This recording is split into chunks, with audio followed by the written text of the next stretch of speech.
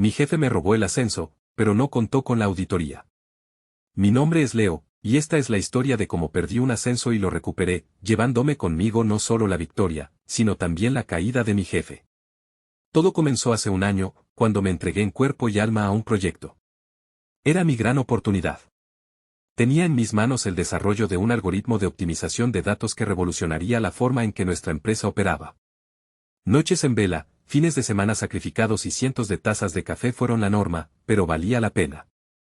Mi jefe, Marcelo, siempre fue ese tipo de persona que te miraba con una sonrisa en la cara, te daba palmaditas en la espalda y te decía que eras el futuro de la empresa, pero sus ojos nunca mentían. Siempre buscaba la forma más fácil de llegar a la cima, incluso si eso significaba pisotear a los demás. El día que terminé el proyecto, sentí una mezcla de orgullo y alivio. Sabía que con ese algoritmo, mi ascenso estaba asegurado. Llamé a Marcelo para darle la noticia, y me felicitó con su habitual entusiasmo forzado. Al día siguiente, me pidió el código y la presentación final. Necesito dar un vistazo para pulir los detalles, me dijo. Inocentemente, se lo envié. Ese fue mi primer y mayor error. Unos días después, todos fuimos convocados a una reunión de emergencia. La sala de conferencias estaba llena de directivos, con el CEO en el centro. Marcelo estaba parado al frente, con una sonrisa de oreja a oreja, como si el mundo le perteneciera. Fue entonces que lo vi.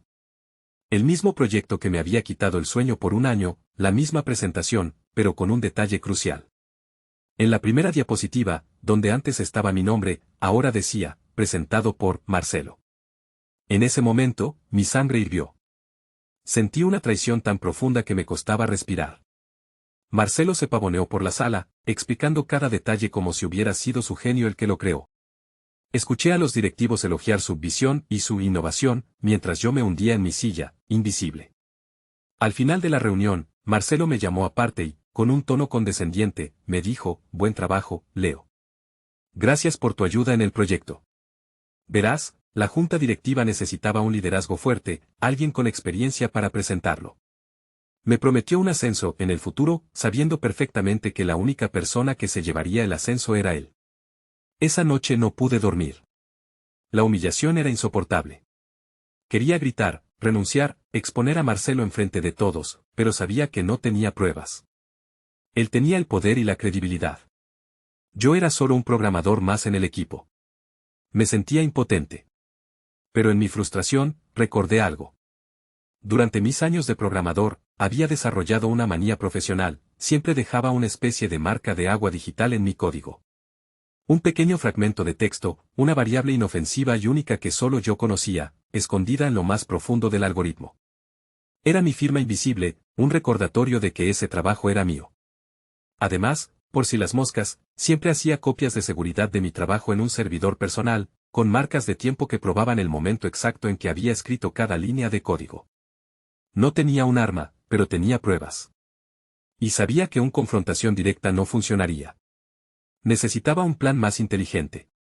Mientras revisaba mis correos y archivos para asegurarme de que mi respaldo estaba completo, noté algo más que me heló la sangre. Marcelo no solo había robado mi trabajo, sino que también había manipulado las hojas de cálculo del presupuesto. Había movido fondos destinados a gastos varios, para inflar su propio bono, un pequeño pero significativo fraude que era fácil de pasar por alto si no sabías qué buscar. No solo era un traidor, era un ladrón. Fue entonces que mi plan se formó. No iría a la gerencia, que probablemente lo cubriría. Iba a usar el arma más poderosa de la empresa, la auditoría interna. Creé una cuenta de correo electrónico anónima y envié un mensaje al departamento de auditoría, tan ambiguo que solo un experto en el tema lo tomaría en serio.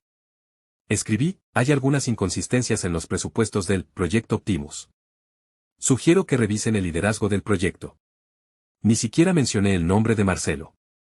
Solo planté la semilla de la duda y esperé. Al principio, no pasó nada. La auditoría era lenta y meticulosa. Pero yo no me rendí. Envié un segundo correo, esta vez un poco más específico sobre la naturaleza de las discrepancias. Y funcionó.